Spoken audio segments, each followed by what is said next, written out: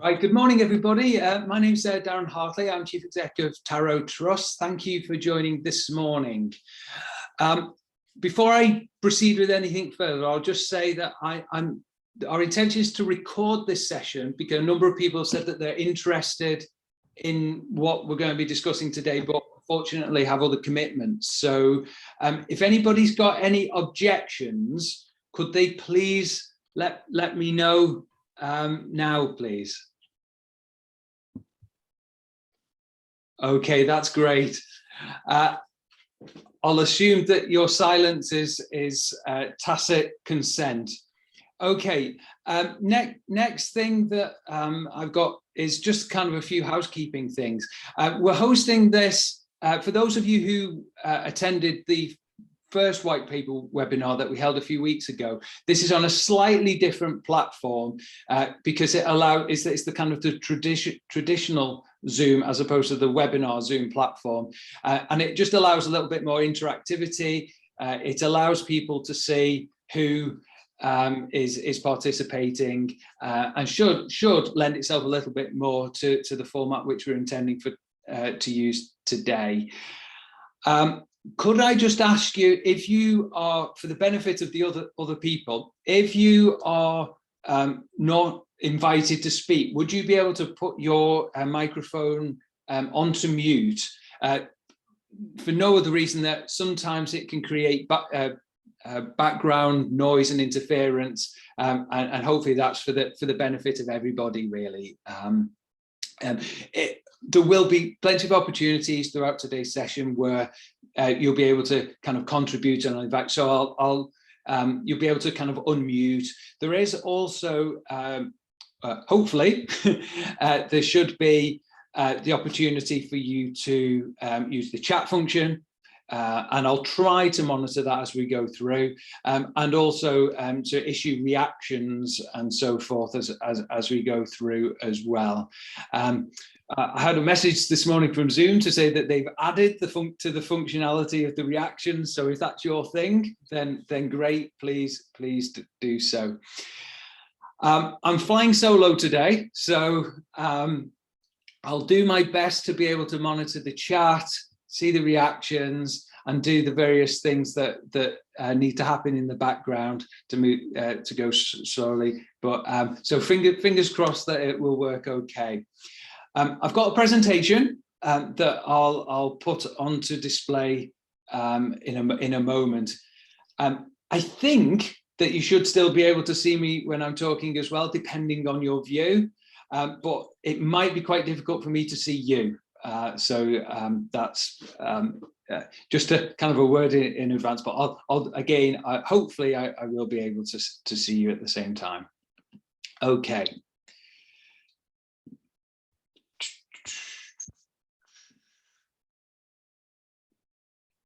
Okay, great. Yeah. Now, today's session, as I said, is a little bit different. It's still on the subject of the white paper. I'm going to call it the white paper because it feeds in quite nicely with White Paper Wednesday, and we can use the alliteration there. Otherwise known as the Charter for Social Housing Residents. It's a little while now, over 6 months, last November when it was released. And for those of you that took part in the first session when we had a guest speaker from the regulator of social housing, you'll know that there are already things which are taking place in order to prepare for that. But on the other side, there was nothing included within the Queen's speech to allocate time within the current parliamentary session to pass the legislation to implement the white paper promises. So there is this question mark as to when things are going to get implemented. And in some respects, we see it as part of the work which we could do is to try and hold the government to account on delivering some of those promises. I should highlight that we have been invited, there's not been a meeting of it yet, but that we have been invited to participate in what the government department MHCLG are calling the Expert Challenge Panel.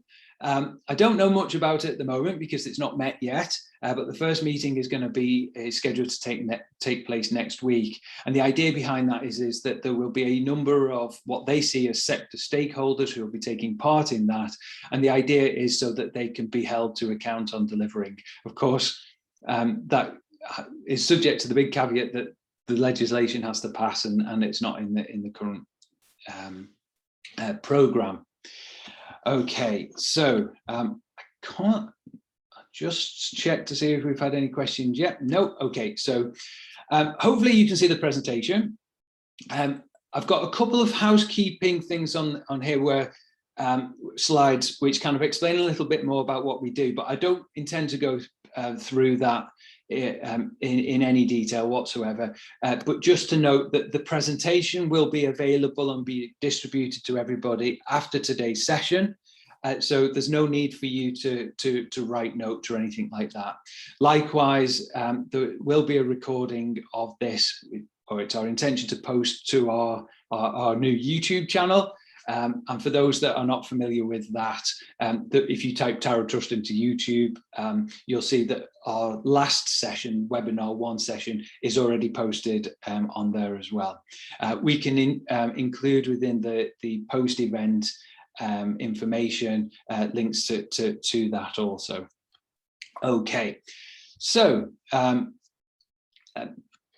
you're pretty much familiar with what we do. The reason why I'm highlighting our objectives on this slide is really to kind of as a nice lead-in and segue to what today's session is about.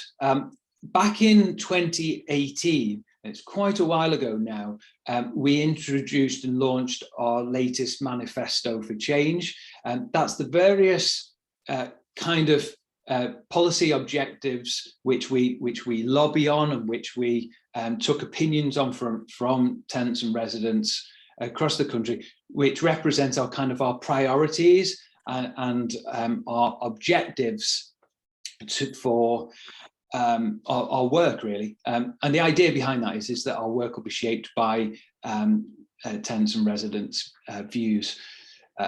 Hopefully, so that will be more impactful in terms of influencing national government policy. The timing of the 2018 was done predominantly because we knew that there was the forthcoming green paper at that time, and obviously those of you who have been involved in these kinds of things since will know that the green paper was released, there was lots of promises that were made, and then the white paper came on the back of that.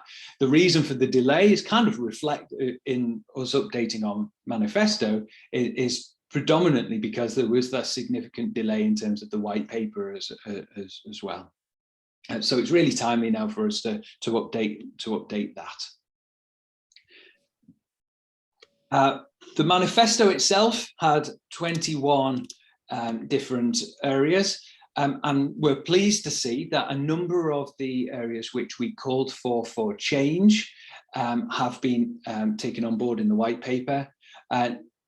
Most importantly, I guess, in our view, is the proposed reintroduction of consumer regulation, where in our previous webinar session we heard quite a bit about that. We've also seen a stronger role for the Housing Ombudsman over the course of the last year or so.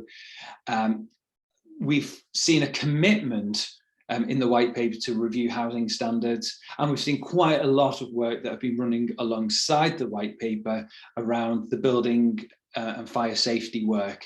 Obviously that's not kind of the focus of today, but the safety did feature quite heavily within the white paper, so there is a read across there for the parallel work that is happening around building and fire safety as well. And something that is within the current parliamentary timetable is the building safety bill to implement some of the promises around the new building safety regulator, for instance. Importantly, a kind of a thing which was tagged on to that was the government promise to remove the 8-week delay, that if complainants making use of a landlord's complaints process has reached the end or exhausted, to use the terminology, the internal landlord complaints process, there is and has been for the last about decade or so a need to either refer it on to a tenant representative body or to your local council or MP, and the need to have to wait 8 weeks before you can take that issue, your complaint, on to the Housing Ombudsman Service. The Building Safety Bill includes something to remove that 8 week delay, which we think was positive, and we've called for that. We didn't think it made sense. We think it prevented tenants' ability to get adequate redress. So that is a change which we can expect to see very soon within this next parliamentary session. Other areas which we called for change, there has not been a lot of movement on, and we can see that there was not a lot, for instance, around stigma within the within the white paper. Nothing around, for instance, review of the right to buy policy. Somewhat differently in England to what we've seen in Wales and Scotland, and things around squatting as a criminal offence, which we've called for removal of that as a criminal offence. There are other things, activities which are taking place more generally. For instance, there's a programme for improved sustainability in the sector, and there are targets for 2030 and targets as far away as 2050 in relation to achievement of zero carbon homes. And certainly long-term financial plans of landlords need to take those into account. But generally, so there is some movement, but generally speaking, it's the kind of the change to the proactive consumer regulation, which is the biggie in the white paper from our perspective. So today's session, as I said, I promised it would be more interactive. There is, hopefully you'll have received some pre-event information, and that pre-event information was just really designed. It doesn't matter if you've not gone through it in advance, but those of you who have, it's given an opportunity of what some advance warning of some of the questions that we are hoping to kind of tease out and to get views on, so that can influence kind of our revised manifesto. This is kind of the start of the process. It's not going to be the end, so we're not just going to have this session. We will be preparing a revised manifesto, and we'll be consulting on that as well. If there's quite a number of you taking part in today's session, so if, for instance, we don't get, I'll have to be fairly strict on some of the time scales for each of the different sections. If you don't have the opportunity to influence and input into today, if you send things in afterwards, we're able to take those into account as well as part of this process. And then over the next 2 to 3 months, we'll be consulting on a revised manifesto. So again, there's an opportunity to check that we've got things right, what we've understood through these sessions. So I've already alluded to it. It's a significantly changing environment. It's timely for us to review this now. So the first one section, which we'd introduced in today's question. Great, Matthew. I can see you've got quite a few points. So great. Yeah, hopefully hi, Matthew. Thank you for that. Yeah, absolutely. Hopefully we'll get to some of those points today. But yeah, outside of this meeting as well, we can have a dialogue, and we can definitely include all feedback where we invite. I'm just going to check. I think there's a few people getting some background noise. So I just forgive me if I mute you. It's nothing personal. Okay, so regulation. Obviously, regulation of the sector is undertaken by the Regulator of Social Housing, otherwise known as the RSH. Since 2010, our wording has often been that they've operated with one arm tied behind their back because they focused only on kind of governance and financial viability issues, something that they call economic standards. And the promise within the new white paper is that they will, the promise within the new paper is that there'll be proactive consumer regulation. What does that mean? Well, obviously we don't know the full details because the regulator will have to consult on some of that. We heard a bit in our first session.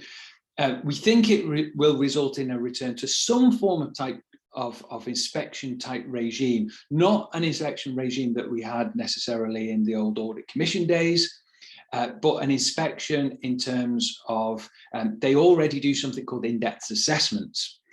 So the idea that we think that they'll do is that alongside in-depth assessments, they'll also look and focus on consumer type issues. We've raised the questions as to whether tenants themselves, whether there'll be tenant inspector roles, but we don't, that they don't know at the moment within that process.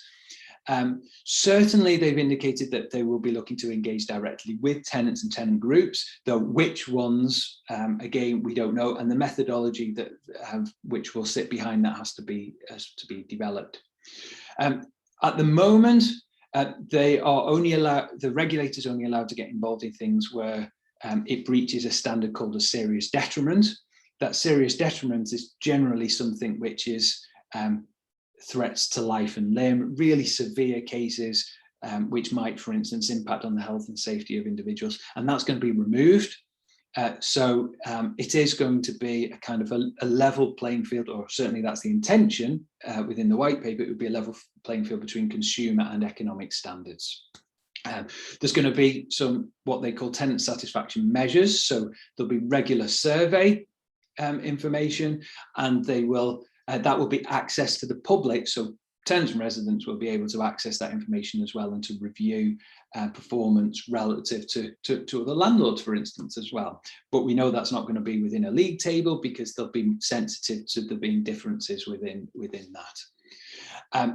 We know that there'll be increased rights of information, certainly rights of information already, which we're seeing within building safety, but much more generally as well around so to increase transparency. And the idea behind that is that increased transparency should increase trust as well. So in what the landlord is doing, and create opportunities to challenge that. So we know also that there will be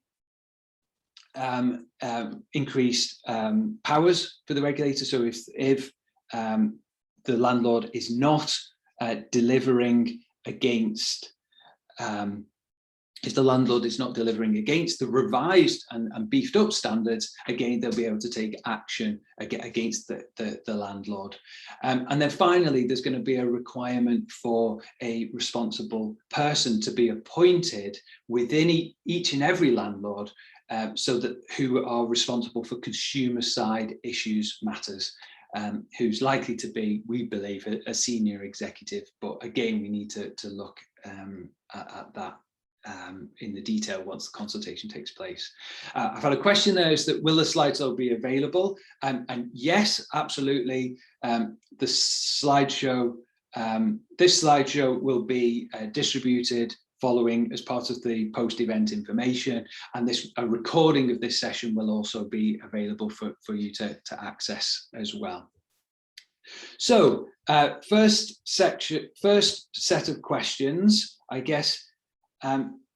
These are suggested questions that will apply to all of them. So there may well be other questions which we should have asked, which you would have liked us to ask, and you can give the answers to that as well if you think. But the first ones which we thought is, do you think there's a role for TAROE Trust to hold government to account to ensure that these promises are delivered?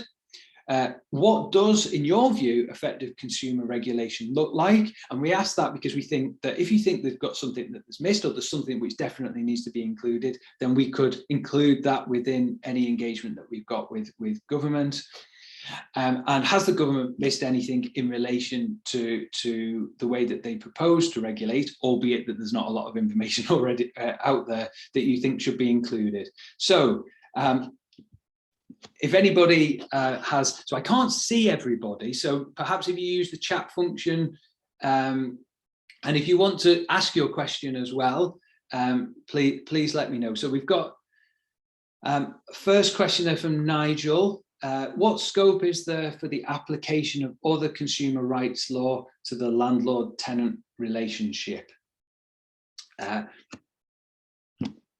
Really good question. I mean, one thing that we would say is already within the tenancy agreement, there is a need for the tenancy agreement to, there's kind of things which are read in by statute, even if they're not included within a tenancy agreement, that are assumed to be there by statute, and that are ready around contract terms. So contract terms need to be fair, but there is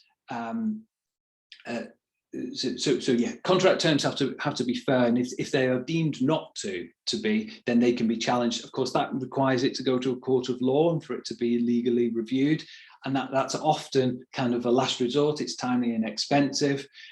So there are definitely other things which we might be able to put either within a tenancy agreement, or more generally, which would apply by statute under consumer law.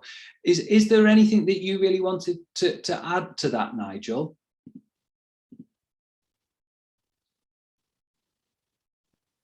No, it was just a general thought, because I think my other point really was I'm wondering how many tenants would actually be aware of that, and so I think there needs to be a greater emphasis on advocacy for tenants and support. Not everyone feels able to make a complaint. Not everyone will fully understand what the full range of their rights are. So support in making a complaint to the landlord and to the ombudsman, etc., etc. So there is advocacy in for people in receipt of social care, and for across the piece for people with mental health issues, but not specifically for housing, so far as I'm aware. Yeah, that's great. Do you think, Nigel, something around the lines of, as part of the standard sign-up information as well, or post-sign-up information, just about rights of access around consumer issues to be included?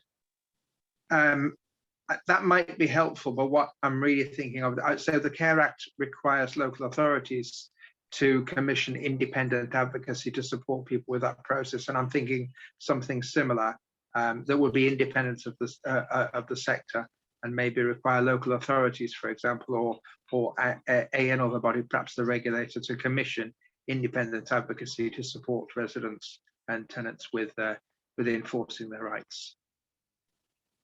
Great, yeah, absolutely, yeah. Understand where you're coming from, Nigel. I think that would be really helpful for us to include something. Thank you.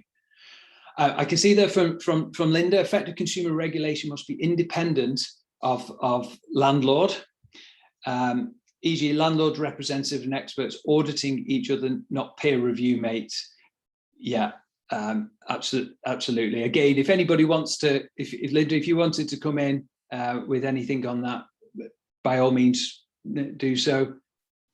I think it's probably a statement there, isn't it? So, yeah.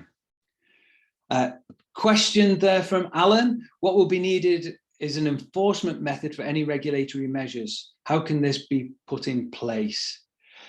So I do know that there is already a document that is published by the regulator called Regulating Standards.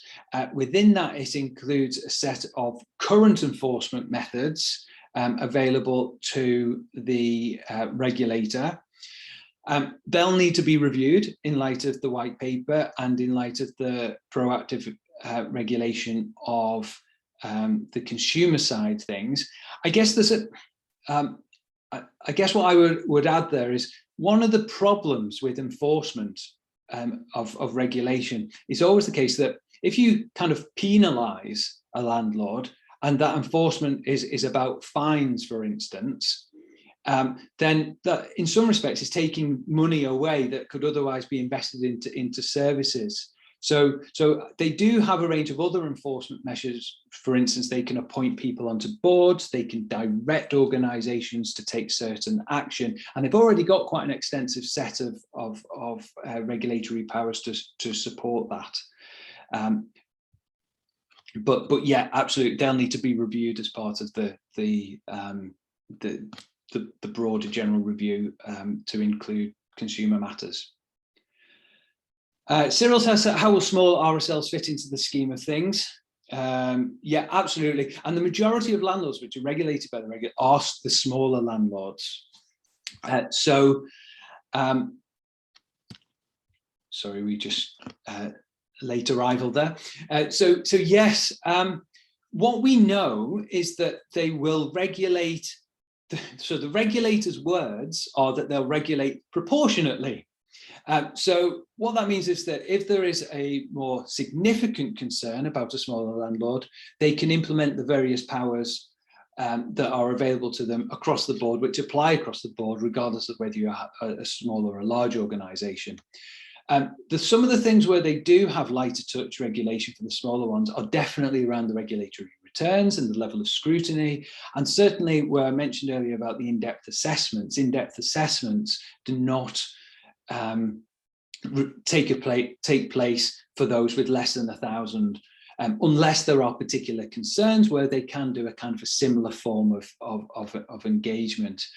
I think it remains a balance for sure, because on the other side of that is that there are a lot less resources for smaller landlords, and to be able to engage on a routine basis. And I guess one of the risks is that if they apply too much and the smaller landlords don't have the capacity to respond, that some of those smaller landlords feel that they're no longer able to cope with the burden, and you lose some of the uniqueness of those smaller landlords, which is always a challenge there, because of many tenants of small landlords say that's one of the things that they like, because they still got those levels of connections which they might not otherwise have with the kind of the very large organizations which they feel are remote. So it is always a balance there, but it's definitely a point that we should be highlighting, that we don't want tenants of smaller landlords to get a rough deal and not be regulated just by virtue of the fact that they're smaller. So hopefully that covers your point, Cyril. I'm going to move on because I'm aware of time. The next one that we're moving on to is tenant engagement specifically. So tenant engagement fits really as part of the consumer side regulation, in that tenant involvement and engagement is a current standard on the consumer side. Of course, there's a question as to whether that goes enough, and it was developed as part of a kind of this dual system, which we're now going to have a level playing field. So what's proposed, obligations on landlords, there are going to be obligations on landlords to engage and consult with tenants. It doesn't say much more than that at the moment. We do know that they quite like the kind of process which was used in the Green Paper around ministerial engagement.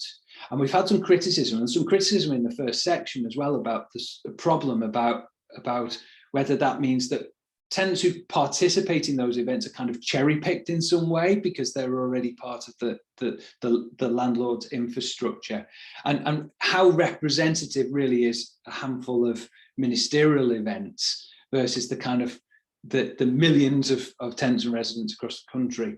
And we know that they're going to be funding a programme for ongoing kind of training for tenants, and that tenant groups should be able to access funding to that as well.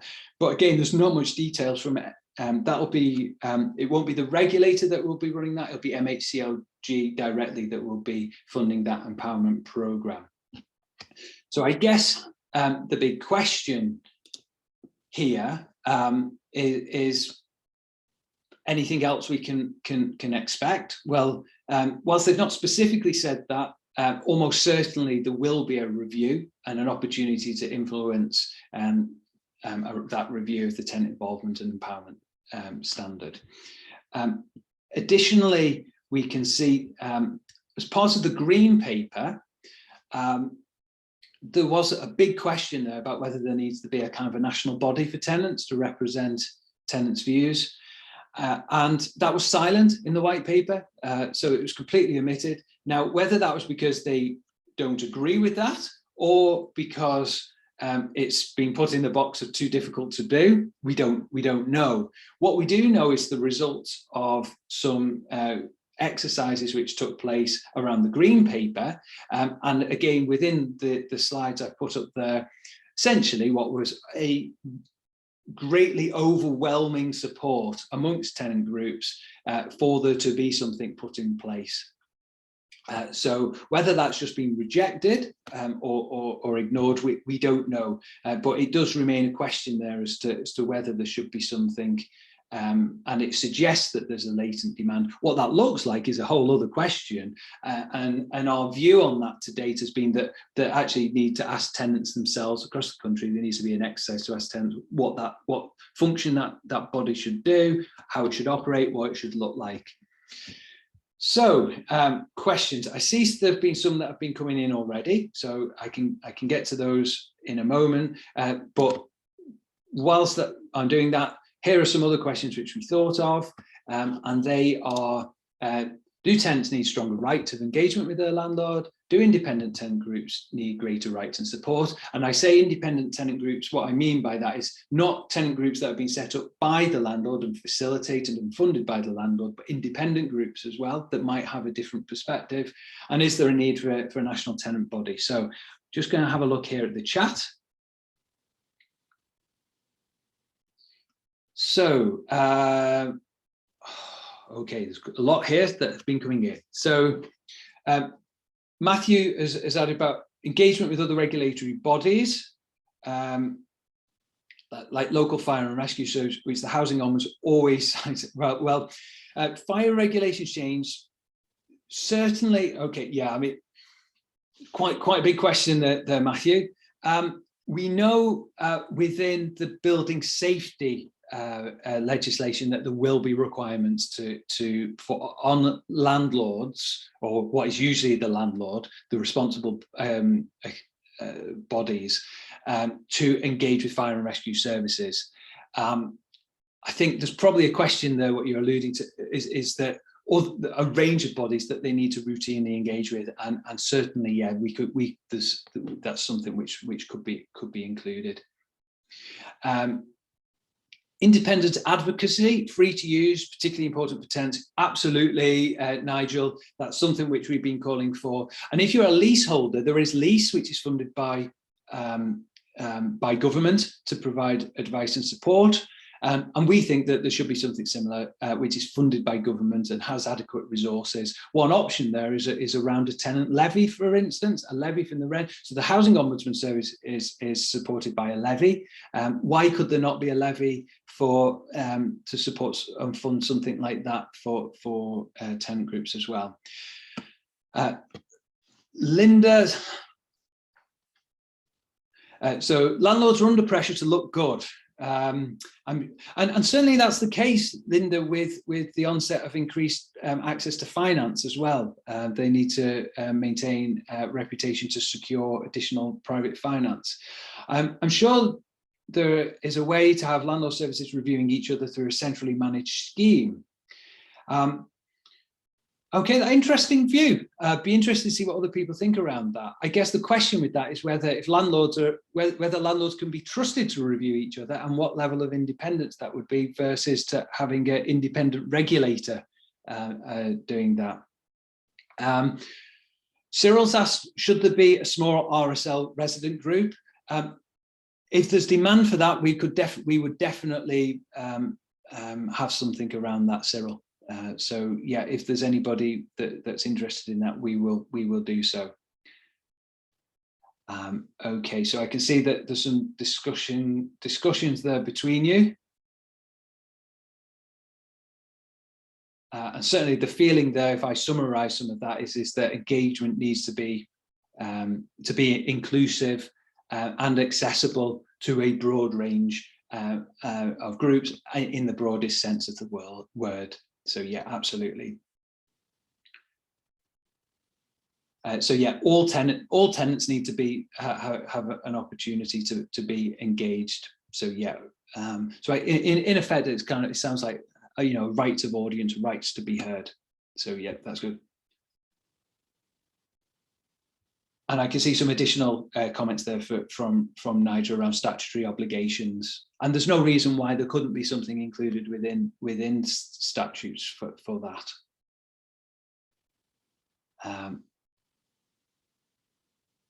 So yeah, advocacy and training and education for tenants, and certainly in the engagement programme, we could include something, and we've already been advocating that we think that there needs to be a programme for tenants to learn more about how to be engaged, and also about rights and responsibilities as a standard programme for them to be able to get access to, for that to be independent as well.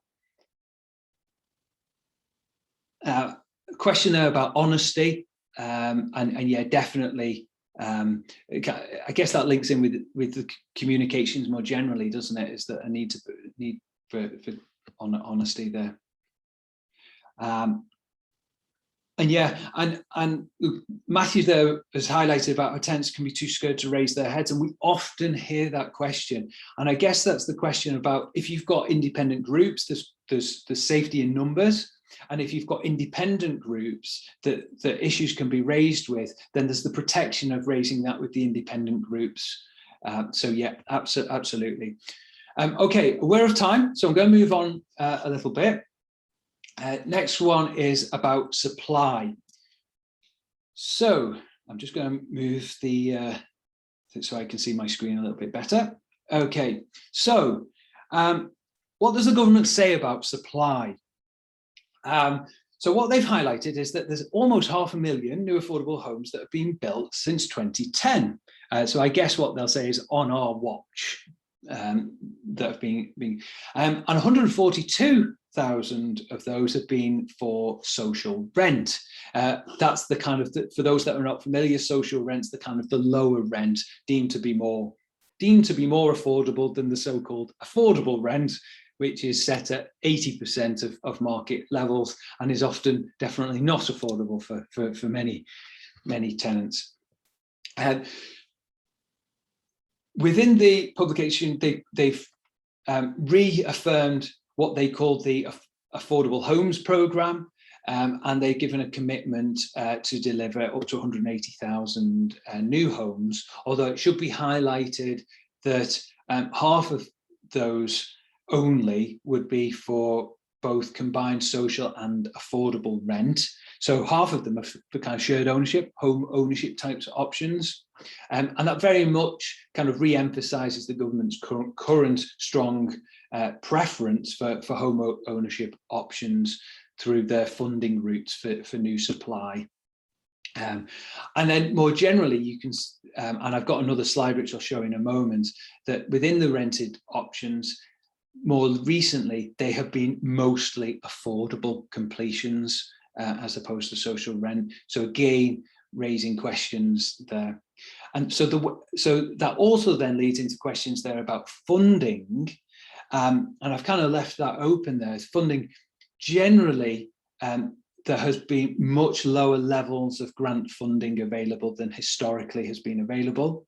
What does that mean? That means that in order to be able to afford and still offer rents even at an affordable level, landlords supplement the capital that they borrow with borrowing from banks, and also by increasing the rents on some properties when they become available for letting from social rent, the lower rent levels, to affordable rent levels. So you can see that there's a kind of a mishmash of different funding sources that landlords are drawing down, which means that there's less money that's actually coming from central government to fund well, the whole affordable homes programme, and of which half of which is going to home ownership options. So I've got a graph here just to show you, because I thought much of this is within the public domain. What's interesting to see is if you look at the orange line, which is the kind of the second line at the beginning in the early years, which shows the number of affordable, what I'd say is truly affordable, so social rent completions per year as an output, which was kind of 55,000 there in around 1992, 93. And what you've seen is a gradual decline. And then from 2011, 12 onwards, when there was the shift to affordable rent and the changes in the programme, quite a dramatic reduction there in the completions of social rent. So that in the last kind of 4, 5, 6 years, we've seen typically 5, 6, 7,000 completions a year of social rent. So another slide there, I've narrowed that down into more detail, and you can see there for completions on this slide, they are from just under 10,000, well, just over 9,000 in 2014-15, right down to 2016-17, it was below 6,000 social rent units, and it's not really recovered. What that also shows within here is the funding sources for each of that. And what you can see is that within that, the grant funding for social rent from government is actually only a kind of a relatively small proportion of social rent. In terms of affordability, there's not been a lot that's been going into social rent, and that this graph also just kind of shows where funding is coming for affordable housing. That's more generally affordable housing completions over recent years. And then the final one there, you can see. I said about a mishmash of funding that shows that grant, which is the dark blue amounts, grant for funding for housing association. This is not local authority, but for housing association, which makes up about, I think it's about 80% of total completions over this period. Grant is only represents those dark blue elements at the bottom of the graph. So grant from government is really small for this. The latest UK housing review, which is issued each year, shows that social rents have fallen by 210,000 in the last 8-year period. What does that mean? That's because if we look at if completions for social rent have been reducing and are now very small, many existing or pre-existing social rented properties have also been lost. And we know that so whilst they've added 70,000 new additions in that period of social rent, and we know that that's the last 4 or 5 years, it's much less than that because of the sharp reduction. We've continued to see a loss of social rent properties, 121,000 over that period to right to buy, and almost the same amount again have been converted into the higher affordable rents. The message there is clear that rents within the sector are less affordable to tenants. Is the message. So even though that there's continuing supply, the continuing supply is of less affordable rented properties. So I guess the question that remains, if I can get, is what definition of affordable should be used? How should new housing supply be funded? What do you think of right to buy? And I've lost the chat, so I'm going to try and see if I can get that back up in a moment. Okay, there we go.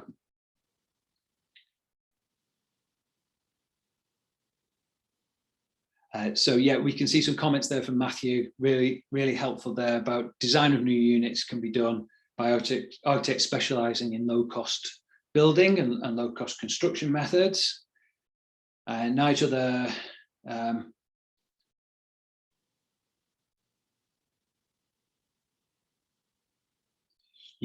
so the next section, Nigel, is around building safety, but we'll take your comments from here now through around it. Yeah, great. Thank you for that, Nigel. Alan's highlighted the need for financial sustainability, and with government grants to build social rented properties very small, it forces housing associations to move to affordable rent, which is detrimental to those people who have limited incomes. Absolutely, Alan. It's not, I mean, I guess nobody questions the need for financial sustainability. Definitely the case, but if you've got less capital grants, then you need to borrow more, and therefore you need to balance the books in some way. Landlord, certainly housing associations, are squeezed there, and they have to source funding from elsewhere. So yes, please let me know if anyone wants to come in and speak on any of these.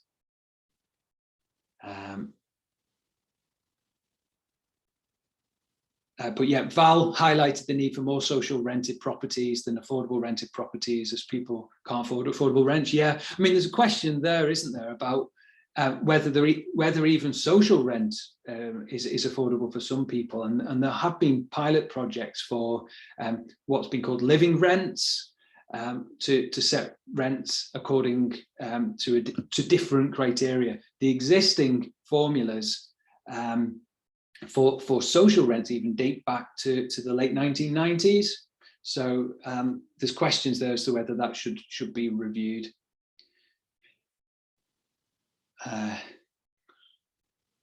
Okay, right, I'm going to move on because I'm aware of time. But yeah, a point there from Christine, making social housing more desirable.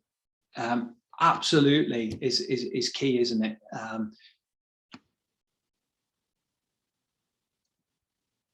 Okay, so safety. I think this warrants a whole separate session really on building safety. So what I propose to highlight is really that there is a whole host of other changes. There's new legislation, there will be a new regulator, there will be increased complexity that comes with that, and a whole host of both rights and responsibilities which will be enshrined in legislation. It's got a particular focus at the moment around high-rise and complex buildings, but we can expect that to possibly expand.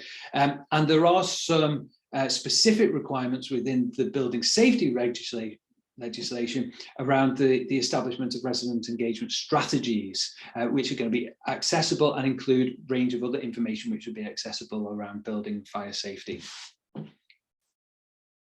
So Matthew's there, technically, yeah, just about thermal comfort there.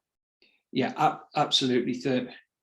Increasing, and we're seeing increasing importance there that I think we need to be highlighting around the need for thermal comfort. And yeah, certainly heat pumps and passive energy, as Matthew's highlighted.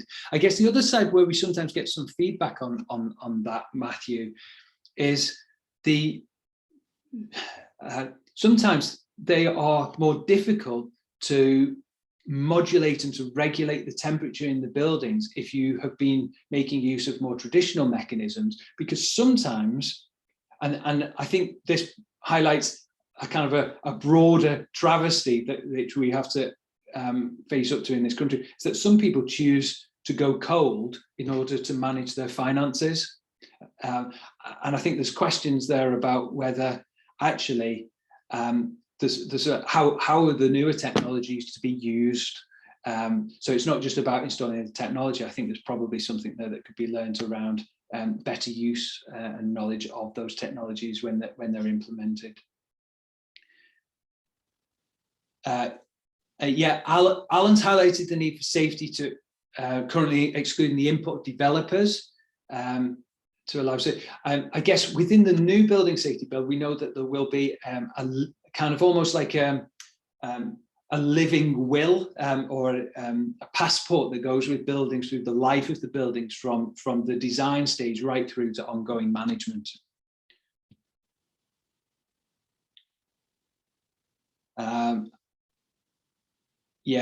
So Alan's highlighting the need for sprinklers in high-rise buildings, and there's certainly a campaign, and we can take that on board as well.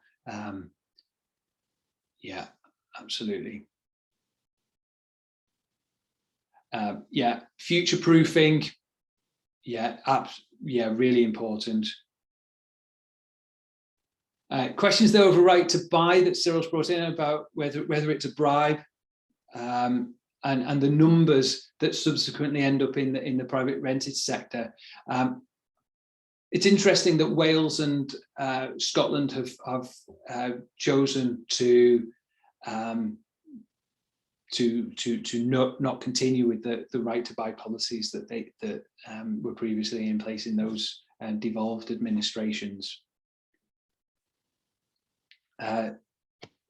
Nigel's obviously highlighted that rights are only rights if they're enforceable, and certainly that's a big question there about the building safety bill is how enforceable are they going to be, because they need to be balanced. Often, my understanding is that they'll still need, for instance, court consent to be able to access properties, for instance, as is similarly the case that you can see at the moment within things like the servicing of boilers. We can see a suggestion there from Lauren that fire safety should be signed off by fire service, in-house fire safety team and consultants doing fire risks, marking their own homework. Yeah, and that's been an ongoing criticism, hasn't it, that they're marking their own homework.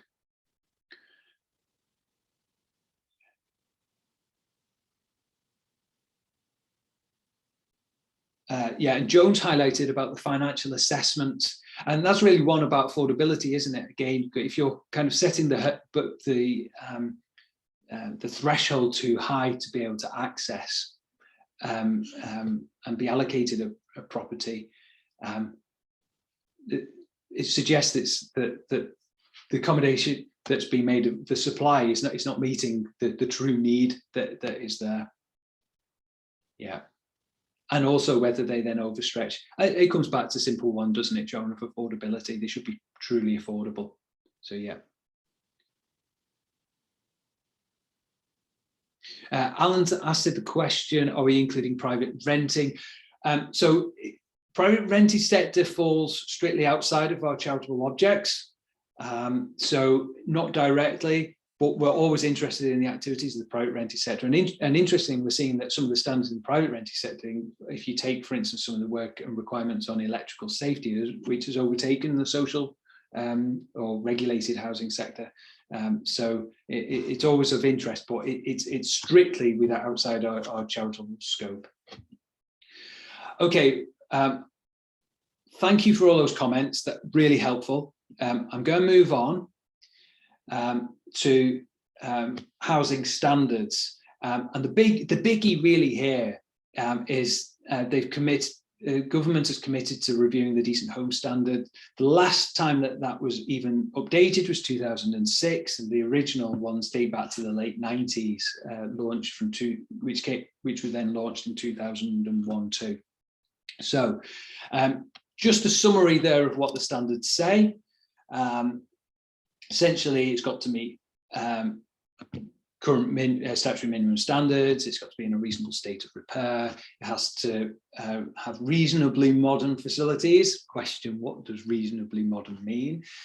It has to provide a reasonable degree of thermal comfort, and it must have both effective insulation and efficient heating. It should probably be highlighted also that home can still be compliant with the standard if it has two or less of the following. And I won't repeat, you can see that on screen, but it does mean, for instance, that a 30-year-old or less bathroom or 20-year-old or less modern kitchen is only one. There are only two of the criteria. there. So questions, I guess, here that we've got on decent homes. What home related standards are most important for tenants, and the things which I guess has been reflected to a degree already in some of the feedback that we've got around warmth, energy and insulation, safety, absolutely, modern components, communal issues. There's a question there, I guess, over communal issues, and design and space standards. So we've got feedback that, so Linda, modern facilities must be sustainable. Absolutely. Do you think there's anything missing currently from the decent home standard that should be included?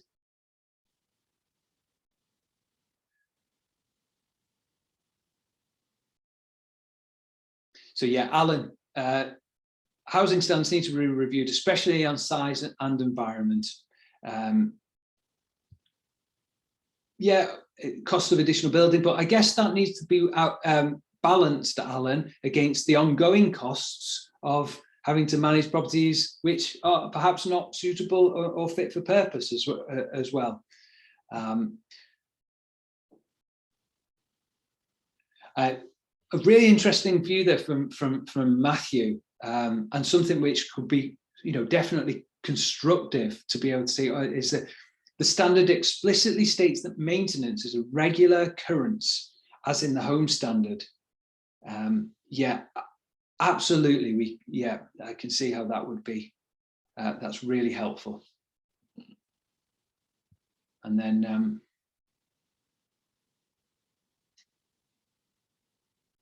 so yeah, Christine point about people living in squalor. Yeah, so there's a question, I guess, of how much are these really enforced? There is some additional legislation which is not really included within this, unless you say by default they have to comply with us. But there's the Homes Fitness for Habitation legislation, which needs to come across there, and then there's the housing health and safety rating system, which has to link in with this also.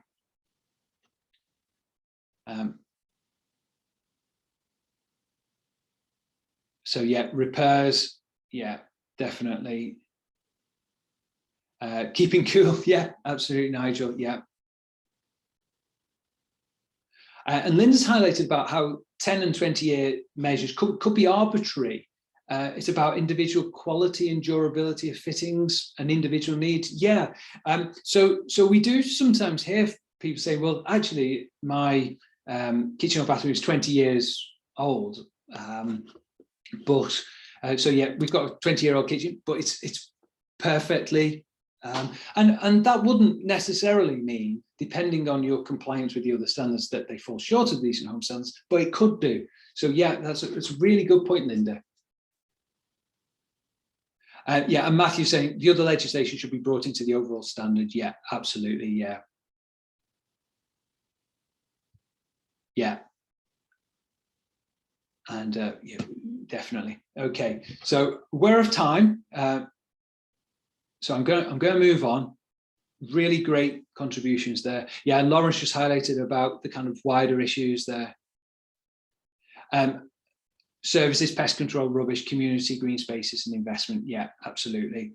And then as Bill has highlighted, opportunity to link with the sustainability and carbon reduction agendas.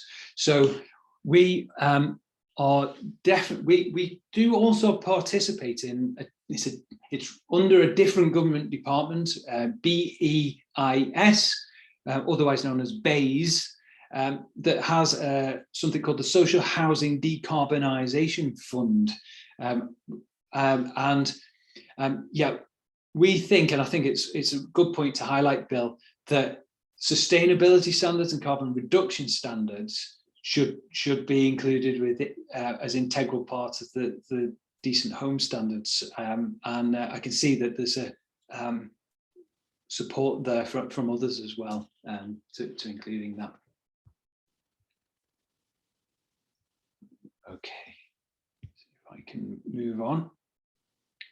Complaints and redress.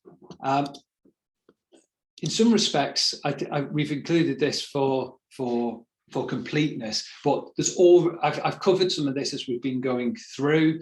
Other additional things which I've not highlighted is that the white paper does propose stronger links between the Housing Ombudsman Service and the regulator, and we've already been seeing quite a lot of increased activity from the Housing Ombudsman in recent months, including publication of data on every landlord. There's a kind of a landlord search function on their website, if you're not aware of that, where you can look at your own landlord's performance, whether there's findings of maladministration, for instance, and also a series of reports on topical themes.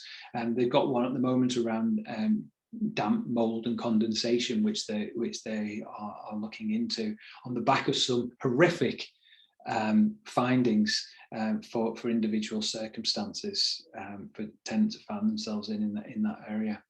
There's also the complaints handling code and the requirement for all landlords registered with them to publish a self-assessment, and we think tenants should be engaged in that process. So if they're not, then and they haven't been, then there's questions there, isn't there, to be asked, both from a regulatory perspective and also from Housing Ombudsman's complaint handling code compliance perspective. So I guess the simple question, are these changes that have been coming in sufficient, or is anything else required?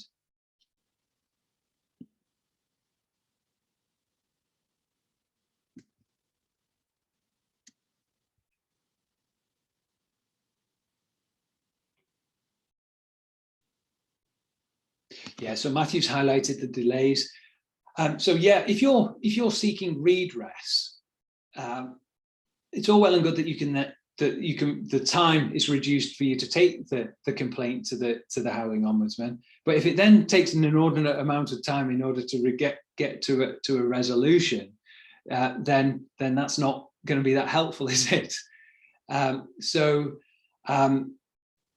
So I guess one thing which we could certainly highlight is the need to further reduce turnaround timescales for investigations. I mean, I guess there's a balance there, isn't there? We always want the investigator to do a thorough job, to make sure that they investigate things properly. And if it's a complex case, I guess everybody understands that it might take a bit more time than something which is relatively simple and straightforward. But yeah, there's a question there about capacity, isn't there?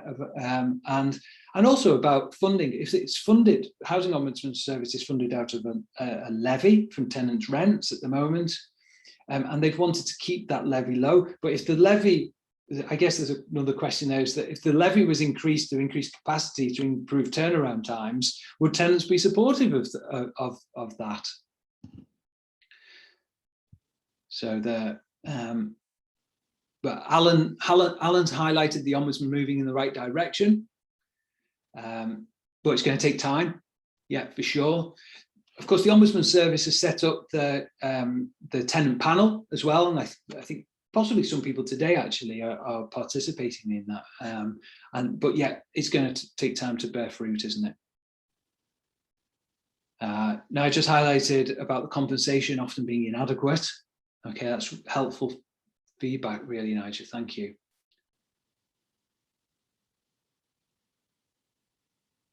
Poll member. Okay, the thinking is, I expect that they're to poll member landlords. Oh, okay, yeah. Thanks, Matthew.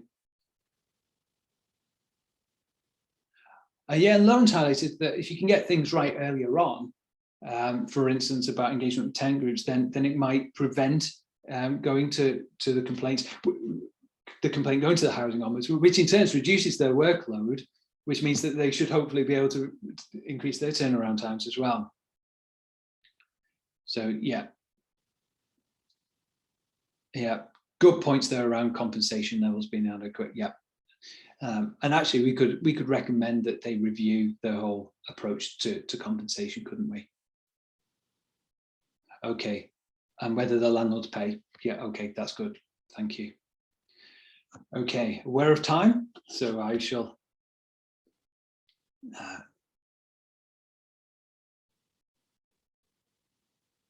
yeah, now just to highlight how fines can be unlimited. Yeah, for sure. Yeah. Okay, so other issues. We already included one, I guess, at the beginning around the tenancy agreements and linking that with consumer rights. Other areas which we currently included within the kind of our existing manifestos about increasing security of tenure.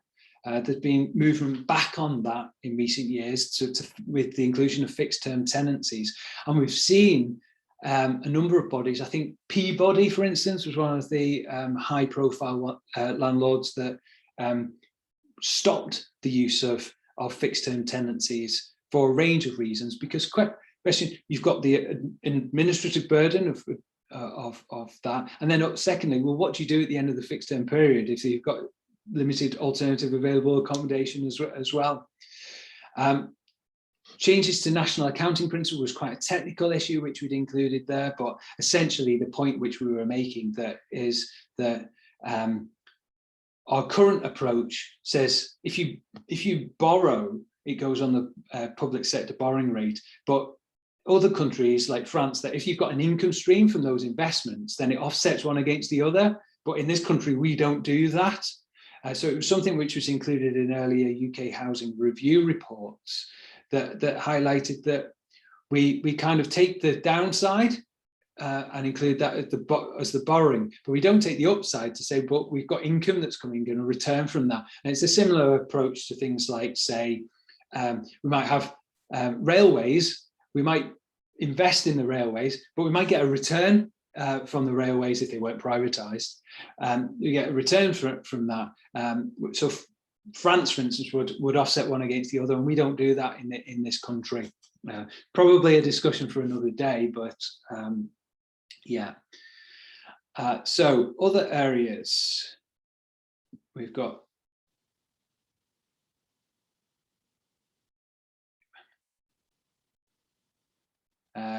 So Nigel, yeah.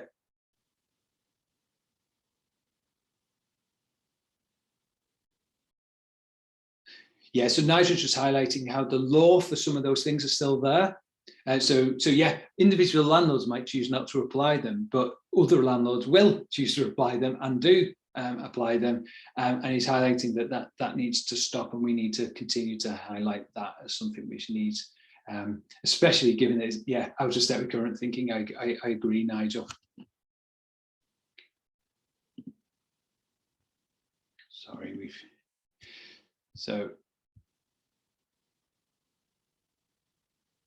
yeah, Matthew's highlighted the disparity there between rent and service charges. Yeah, and it depends on which, so Matt, we should probably highlight there as well, is it depends on who your landlord is and what type of service charges they're operating as well. So if you're operating variable service charges under the 1985 legislation, then a lot of that is more heavily regulated, and with requirements, for instance, to carry forward surpluses and deficits, and for you to provide statements of accounts from year to year. Whereas, for instance, if you're operating fixed term service charges, or for instance, quite often within local authorities where it's not being unpooled, or even if it has, it still as part of the overall rent, then that is less of, there's less regulation there. So yeah, thanks, Matthew. We're really interested, Matthew, in service charges more generally, because we know that this is a real issue, and often an issue which, whilst rent is quite heavily regulated, service charges have often been seen as, oh, well, that's one of those thorny issues that we don't, and there's much less transparency there around service charges. So yeah, really good point. Yeah, brilliant. Okay, thank you for that. Okay, so we've gone a little bit quiet on the chat, so I'll move on to other issues. So I guess this question, are there any gaps that we've missed? And certainly there one around service charges is something which we can take on board. So we've got we've made a good time. It just moves on. Yeah. So yeah, Linda's just on the service charge point that surely people should pay for what they use. Yeah, absolutely. I guess this is one of those thorny issues that how the charges are allocated and how the costs are estimated and how the workforce is procured and a whole host of other things that come into service charges, which we know that tenants can have lots of questions about but don't always get answers about. So are there any other questions? Does anybody have any questions? Do they want to speak and make any? We've got just a couple of minutes before we move on to conclusions.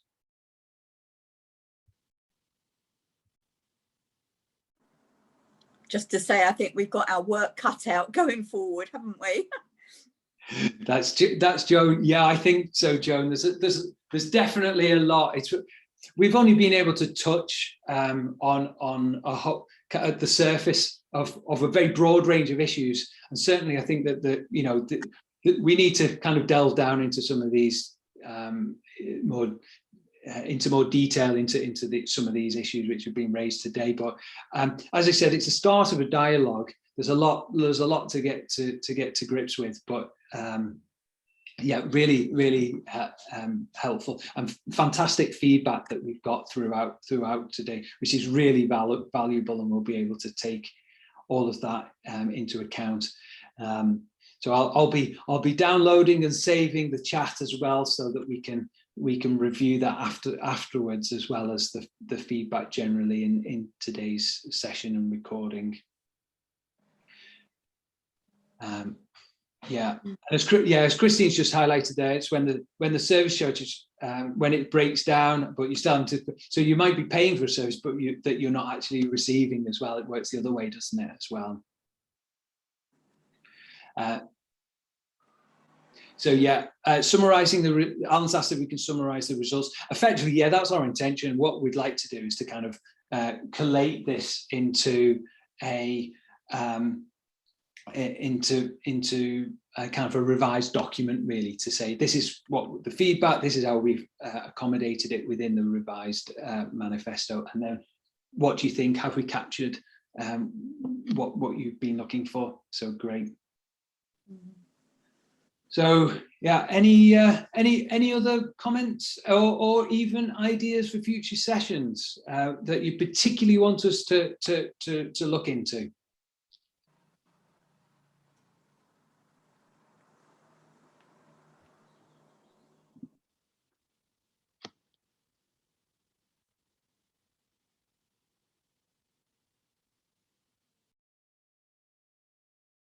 Okay, we've gone a bit quiet. Looks like okay. Yeah, we've got requests there for the building safety bill implications from Nigel, and some further commentary there around the service charges as well, which seems to be a really topical issue and might be something we could look at as well. Okay. Christine's there, so about more on ASB as also. So yeah, that's great. Well, if any of you have any ideas afterwards as well that you'd wish us to do, then get in touch, and we can put that into our program as well. Yeah, Joan's there about the decent home standards. Just to highlight, we are part of the MHCLG's working group on the decent home standards. So I'd really welcome anybody feeding back additional information that we can feed into that review as well. That would be really great and most welcome. So I will also leaves me to say is to thank you once again for everybody's really valuable contributions. It's great to see you all in this session, and I look forward to future sessions as well. But in the meantime, stay safe, enjoy the rest of your day, and until next time, thank you very much. Bye for now. Thank you.